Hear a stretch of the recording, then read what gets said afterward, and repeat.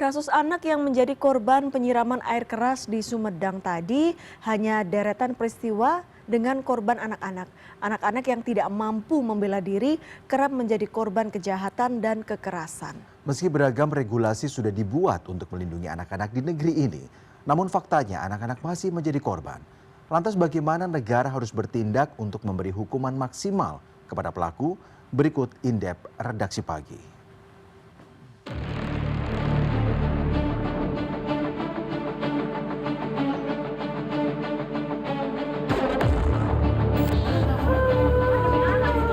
Ibu ini terus menangis di depan anaknya yang berusia 6 dan 8 tahun yang menjadi korban penyiraman air keras. Kesedihan dan amarah bercampur, terlebih penyiraman air keras terjadi di depan rumahnya di Desa Sukahayu, Ranca Kalong, Sumedang, Jawa Barat saat kedua anaknya sedang bermain 15 Juni lalu. Apa yang dialami korban adalah sejumlah kasus kekerasan dan kejahatan dengan korban anak-anak. Sebelumnya, peristiwa tragis juga dialami seorang anak perempuan di Kabupaten Sragen, Jawa Tengah. Bilkis yang masih duduk di kelas 6 sekolah dasar ditemukan meninggal penuh luka di rumahnya oleh ibunya yang baru pulang bekerja. Belakangan terungkap, pelakunya adalah residivis kasus perampokan yang juga pernah dihukum 2 kali membunuh korbannya. Ibunda Bilkis pun meminta pelaku dihukum mati.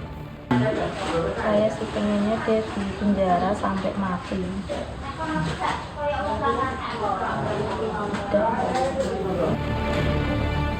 Ironisnya, kekerasan dan kejahatan yang dialami oleh anak-anak tidak semua pelakunya adalah orang lain. Sejumlah kasus bahkan mengungkap pelaku kejahatan dan kekerasan terhadap anak-anak justru adalah keluarga mereka sendiri. Seperti yang terungkap di Pelalawan Riau, 2 anak menjadi korban eksploitasi orang tuanya sendiri untuk dijadikan manusia silver. Salah satu korban anak berinisial PW usia 9 tahun yang diperiksa polisi mengaku menolak pulang ke rumah karena takut mendapatkan kekerasan dari orang tua mereka. Jika mereka tidak menyetorkan uang hingga Rp500.000 per hari, mereka akan mendapatkan kekerasan dari orang tua.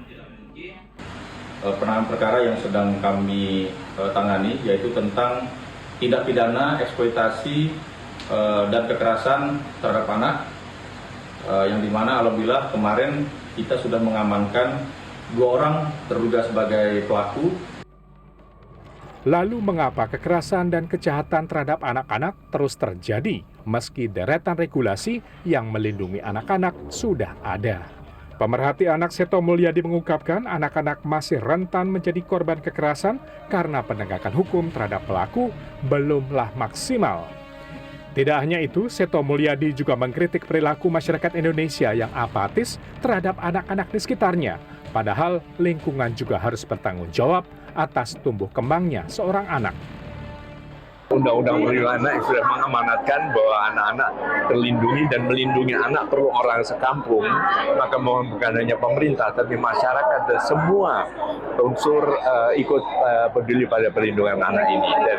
Dan kalau tadi saya kan silantra, seksi lansia tingkat turun tenaga, kalau untuk anak-anak mau dibentuk Sparta, seksi perlindungan anak di tingkat rukun tetangga.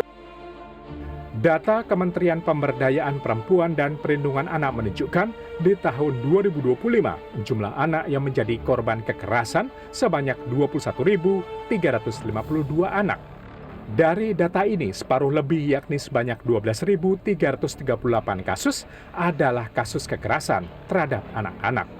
Tim Liputan CNN Indonesia.